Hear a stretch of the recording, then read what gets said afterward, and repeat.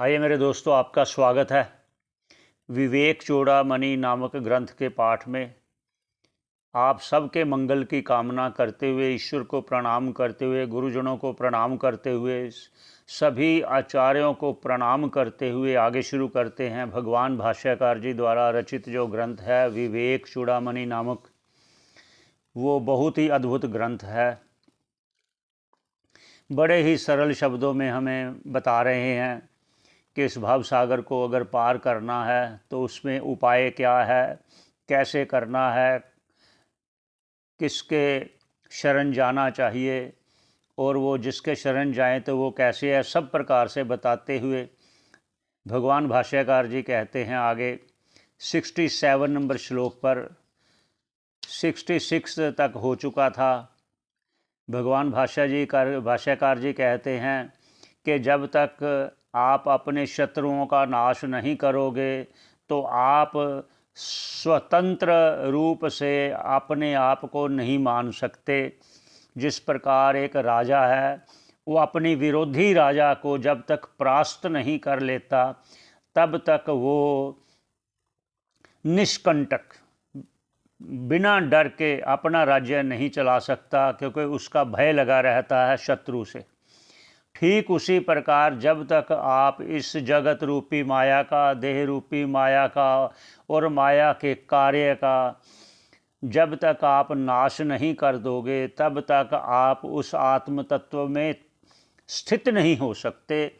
जब तक स्थित नहीं हो सकते तब तक ये सभी अनर्थों का निवारण नहीं होगा और परमानंद की प्राप्ति नहीं होगी। ऐसा कहते हुए कैसे प्राप्त नहीं होगा उस पर कहते हैं 67 नंबर श्लोक में कैसे प्राप्त नहीं होगा वो कह रहे हैं। पहले उच्चारण करते हैं, फिर क्या कहते हैं उस पर चलेंगे। आप तो उक्तिम खननम तथो उपरीक्षिलादि उत्कर्षणम स्वीकृतिम निक्षेपः संपेक्षते नहि बहि शब्दैस्तु निर्गच्छति तद्वत् ब्रह्मविद उपदेश मनन ध्यानादिभिर्लभ्यते माया कार्य तिरोहितम स्वममलम तत्वम ना दुर्युक्तिभिः। ऐसा भाष्यकार जी लिखते हैं। अब आगे चलते हैं। एक और यहाँ कहते हैं ये इसलिए मैं बोलना चाह रहा हूँ कि किसी के मन में ऐसा ना आए कि इन श्लोकों को पढ़ने के रहने दो, आप हिंदी ही सारी बता दिया करो। ऐसा किसी के मन में हो सकता है ऐसा प्रश्न कि आप सीधी हिंदी ही बता दिया करो। तो इसलिए वहाँ कहना चाह रहे हैं कि जो उन्होंने इतना मेहनत किया, इसलिए उन श्लोकों को पढ़ने से भी लाभ होता है, उन श्लोकों को सुनने से भी लाभ होता है। ये आगे कहेंगे। अभी इस पर चलते हैं जो अभी श्लोक का उच्चारण किया है। आप तो उक्तिम खननम, आप तो उक्तिम कहते हैं आप जिस पर बहुत यकीन कर सकते हैं कि ये व्यक्ति कभी गलत नहीं कहेगा, कभी झूठ नहीं बोलेगा, जो भी कहेगा मुझसे ये सत्य कहेगा, उसको कहते हैं आप तो वक्ता। वो कहे आप तो उक्तिम, अर्थात उस व्यक्ति के द्वारा कहा गया। क्या कहा गया? खननन तथा उपरि शिलादि उत्कर्षणम। उन्होंने आप तो उक्तिम अर्थात जो आप तो वक्ता है, अर्थात जो सही बोलने वाला है, आपका विश्वास पात्र है, जिस पर आप विश्वास करते हैं, उसने कह दिया, किसी निर्धन व्यक्ति को कह दिया जो दीनहीन है, बड़ा निर्धन है, उस पर दया आकर कह दिया, भाई देखो आपके ना जहाँ रहते हो ना उस जगह के ना नीचे धन गड़ा है और वो व्यक्ति समझता है कि यह कभी झूठ नहीं बोलेगा, इसलिए कहा आप तो उक्तिम। उस आप तो वक्ता ने कह दिया कि आप जहाँ रहते हो उसके जमीन के नीचे धन गड़ा है। तो फिर क्या कहते हैं? तथा खननम, तो आपको खोदना पड़ेगा। तथा ऊपरी शिलात उत्कर्षणम स्वीकृतिम, और उसके बाद जब खोदोगे उसके सारे कंकर पत्थर हटाने पर जो भी अंदर उसका उस पर ढका हुआ ऊपर पत्थर होगा या कुछ भी हो जिससे ढका हुआ है, वो पदार्थ सारे कंकर पत्थर पत्थर सभी हटाने पड़ेंगे। जब आप हटाओगे और हटाने के बाद तभी उस धन को आप निकाल सकते हो। बिना खनन द्वारा, बिना खोदे द्वारा, बिना पत्थर हटाए बिना आप उस धन को प्राप्त नहीं कर सकते। जैसे जैसे नहीं बही शब्दस्तु निर्गच्छति, और बाह्य हाँ जी मुझे धन मिल जाएगा, हाँ मैं मेरे वो धन गड़ा है मिल जाएगा, वो अपने आप तो बाहर आएगा नहीं।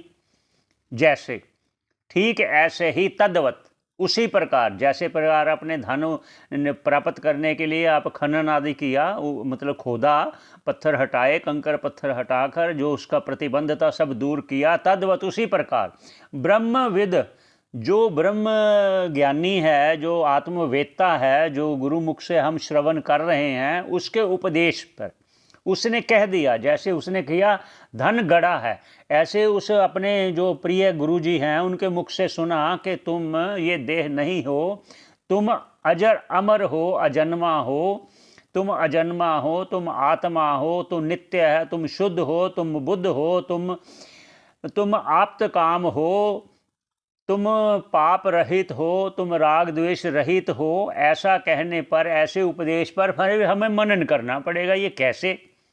जिस प्रकार वो खोदा, पत्थर हटाया, कंकर पत्थर सब हटाया, इसलिए सब ये कंकर पत्थर आदि हब हटाने पड़ेंगे। ये देह, मन, बुद्धि, चित्त, ये प्राण, ये सब जो भी है राग, ये सब कंकर पत्थर है, इसको हटाना पड़ेगा। ये उपदेश मनन ध्यान आदि द्वारा। अब कह रहे हैं तद्वत उसी प्रकार जैसे धन प्राप्ति के लिए आपने उठाया था वो कंकर पत्थर आदि सब हटाए थे, तब आपने धन प्राप्त किया, ऐसे ही जो ब्रह्म ज्ञानी ने हमें उपदेश किया, उस उपदेश पर फिर मनन करना, फिर ध्यान करना, फिर विचार करना, बार बार विचारात जायते बोधः, विचार से ही हमें वो सुबोध की, उस स्मृति होगी कि जो हम भूल चुके हैं। इतने जन्मों के संस्कार के कारण मैं मनुष्य, मैं देह, वो जो एक पड़ा हुआ है भारी पत्थर, उसको हटाना पड़ेगा।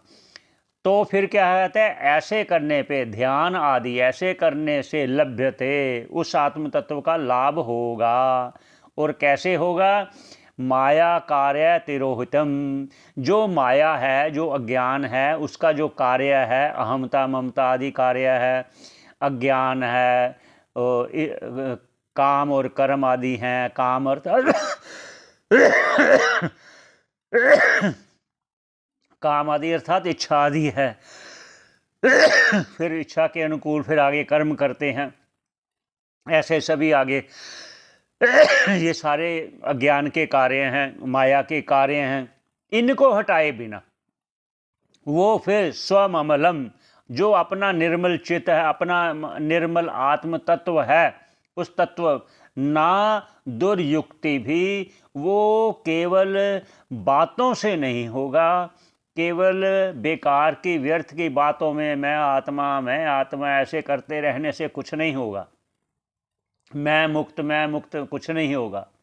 यह पैरास्टामोल करने से सिर दर्द नहीं हटेगा। जिस प्रकार वो सभी उदाहरण देते हुए भाष्यकार जी कह रहे हैं, ठीक उसी प्रकार हमें अपना प्रयत्न करना पड़ेगा।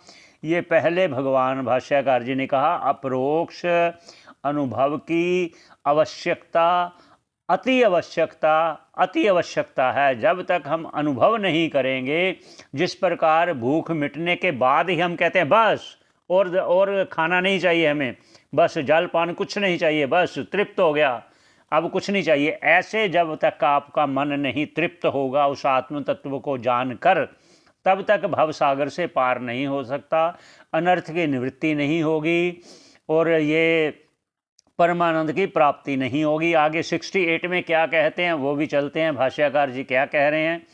तस्मात्, इस सभी कारणों से लेकर, तस्मात् सर्व प्रयत्नेन भवबंध विमुक्तये स्वैरेव यत्नः कर्तव्यो रोगादेव पंडितैः। अब क्या कह रहे हैं?